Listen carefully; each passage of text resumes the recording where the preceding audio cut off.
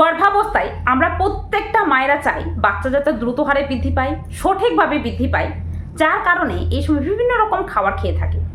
আমাদেরকে এই সময় অনেক দিদা কাকিমারাও রয়েছেন যারা কিন্তু বিভিন্ন ধরনের খাবার সাজেস্ট করে থাকেন যে এটা খাও বাচ্চার চুল ভালো হবে, এটা খাও বাচ্চার চোখ ভালো হবে, বাচ্চা ফর্সা হবে, এরকম বিভিন্ন রকম খাবার খেতে কিন্তু আমাদেরকে প্রত্যেকে বলে থাকে।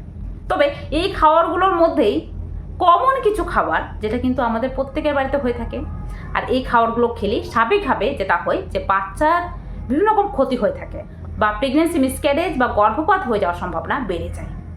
আবার অনেকের ক্ষেত্রে সময়ের আগে প্রসব হয়ে যাওয়া এই লক্ষণটাও কিন্তু দেখা দিয়ে থাকে। সেক্ষেত্রে এই সময় মূলত কোন কোন খাবারগুলো ভুলেও খাবেন না, চলুন আজকে ভিডিওতে এই বিষয়ে আলোচনা করব।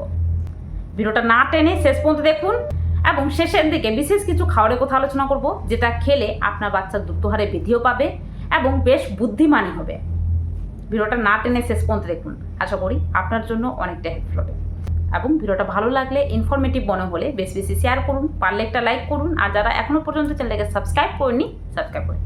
চলুন ভিডিও বেশি যাওয়া যায়। তো দেখুন, সাধারণত প্রেগনেন্সির প্রথম মাস থেকেই কিন্তু আপনাকে খাওয়ার প্রতি বিশেষভাবে সজাগ থাকতে হবে। এই সময় কোন কোন খাবারগুলো খেতে পারবেন আর কোন কোন খাবারগুলো খেতে পারবেন না। দেখুন, যে খাবারগুলো এই সময় খুব পুষ্টিদায়ক সেই খাবারগুলো খেলেও কিন্তু অনেক সময় ক্ষতি হতে পারে। যেমন দুধ, আমরা প্রত্যেকে কিন্তু দুধ খেতে বলি, তবে কিভাবে খাবেন? যেমন এই সময় গ্রামাঞ্চলে বিশেষত অনেকে মনে করেন যে কাঁচা দুধে কিন্তু অনেক ভিটামিনস থাকে, অনেক প্রোটিন থাকে, সেক্ষেত্রে কাঁচা দুধ খাও, অনেক প্রোটিনস পাবে। তো বিশেষত গর্ভাবস্থায় যদি আপনি কাঁচা দুধ খান, এক্ষেত্রে কাঁচা দুধের মধ্যে রয়েছে লিস্টেরিয়া নামক এক ধরনের ব্যাকটেরিয়া, যেটা স্বাভাবিকভাবে আপনার শিশুর লিস্টেরিওসিস নামক এক ধরনের ইনফেকশন বা এক ধরনের ভাইরাস সৃষ্টি করে দিতে পারে, আর এর ফলে বাচ্চার মারাত্মক ক্ষতি হতে পারে। অনেক সময় গর্ভপাত হয়ে যাওয়ার সম্ভাবনা কিন্তু আপনার ক্ষেত্রে বেড়ে যেতে পারে। সেক্ষেত্রে গর্ভাবস্থায় ভুলেও আপনি কাঁচা দুধ খেতে যাবেন না, বা পাস্তরিত কোনো ধরনের দুধ যেটা কিন্তু ভুলেও খাবেন না। প্যাকেট থেকে ঢেলে আপনি দুধ খেয়ে নিলেন বা কোনো কাঁচা দুধ আপনি ঢেলে খেয়ে নিলেন, এমনটা করবেন না। তার সঙ্গে দুধের তৈরি কোনো জিনিস যেগুলো কিন্তু অনেক সময় কাঁচাভাবে খেয়ে থাকে, যেমন পনির, এটা কিন্তু কাঁচাভাবে খাবেন না, পনিরটাকে ভালোভাবে ভেজে তারপরে খাবেন। এভাবেই করে খেতে যাবেন না, এটা মারাত্মক ক্ষতি করতে পারে। দ্বিতীয়ত ডিম। দেখুন, প্রেগনেন্সিতে আমরা ডিম খেতে বলি। হ্যাঁ, ডিম খেলে যেটা হবে যে আপনি প্রচুর প্রোটিনস পাবেন, এমনকি ডিমের মধ্যে থাকা ভিটামিন ডি, ক্যালসিয়াম, যেটা বাচ্চার বোনস গঠনে সাহায্য করে থাকে, বিভিন্ন রকম প্রোটিন উপাদান রয়েছে।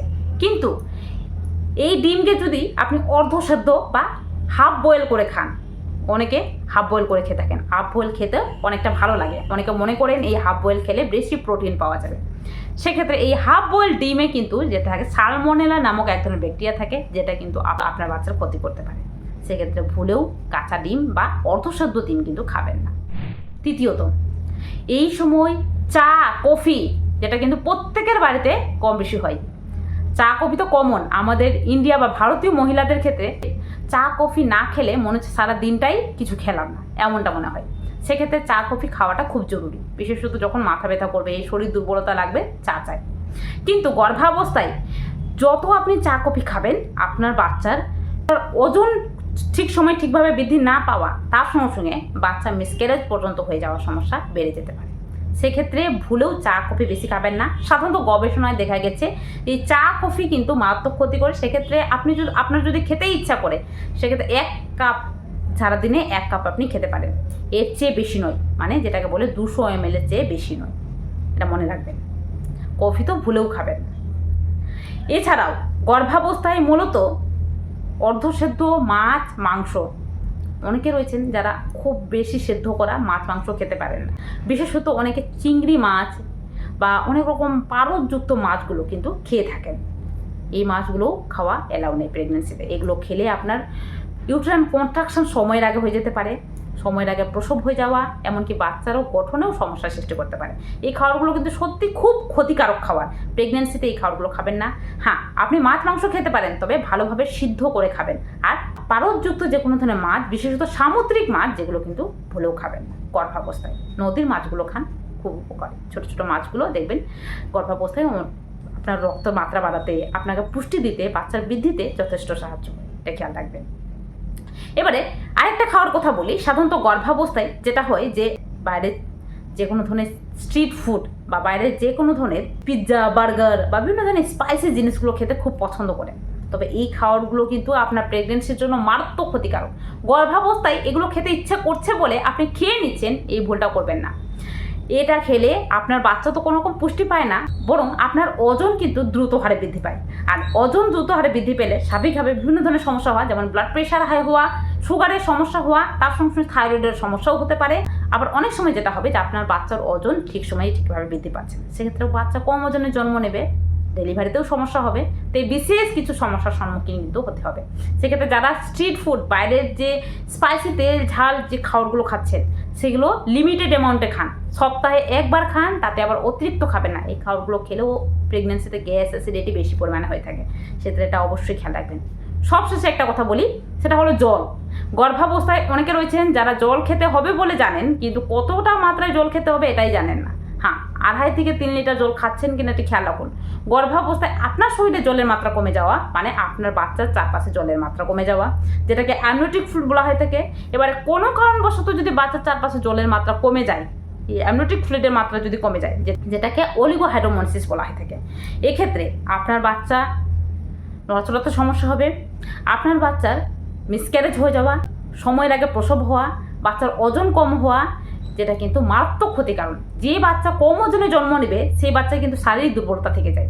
যে বাচ্চা সময়ের আগে প্রসব হবে, প্রিমেচিওর বার্থ হবে, সেই বাচ্চার কিন্তু বিভিন্ন ধরনের ইনফেকশন হওয়ার চান্স বেশি থাকে।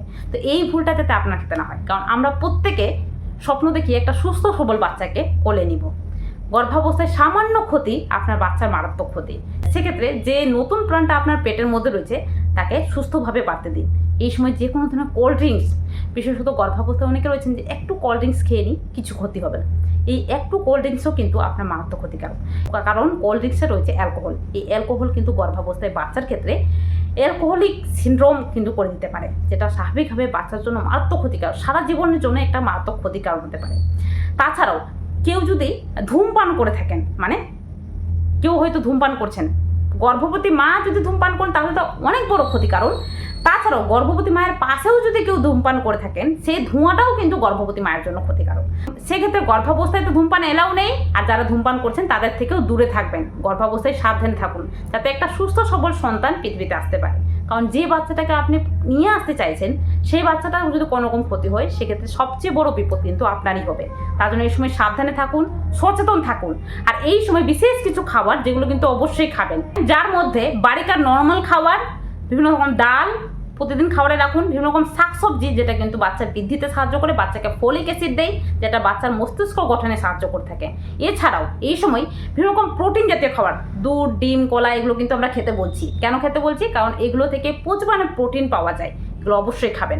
এছাড়াও ভিটামিন সি জাতীয় ফলমূল, কমলা লেবু, মৌসুম্বি লেবু, এগুলো অবশ্যই খান। বেদানা খান, বাচ্চার শরীরে রক্ত হবে, আপনার শরীরে রক্ত হবে, সেক্ষেত্রে গর্ভাবস্থায় আপনি সুস্থ থাকবেন। আপনি সুস্থ থাকলে বাচ্চা অটোমেটিকলি সুস্থ থাকবে। সেক্ষেত্রে এই খাবারগুলো খেতে ভুলবেন না। গর্ভাবস্থায় ভালো থাকুন, সুস্থ থাকুন, আর বাচ্চা সঠিকভাবে বৃদ্ধি পাচ্ছে কিনা সেটা অবশ্যই খেয়াল রাখুন। আর তার জন্য অবশ্যই ডাক্তারবাবুর পরামর্শে থাকুন। চলুন, আজকে ভিডিওটা এই পর্যন্ত। ভিডিওটা কেমন লাগলো কমেন্ট বক্সে জানাবেন, পারলে বেশি বেশি শেয়ার করবেন। ভিডিওটাতে কোনো রকম প্রশ্ন থাকলে কমেন্ট বক্সে জানান। চলুন, আজকের জন্য টাটা। সবাই ভালো থাকবেন, সুস্থ থাকবেন, সাবধানে থাকবেন, আর আমার চ্যানেলটাকে সাবস্ক্রাইব করে পাশে থাকবেন। চলুন।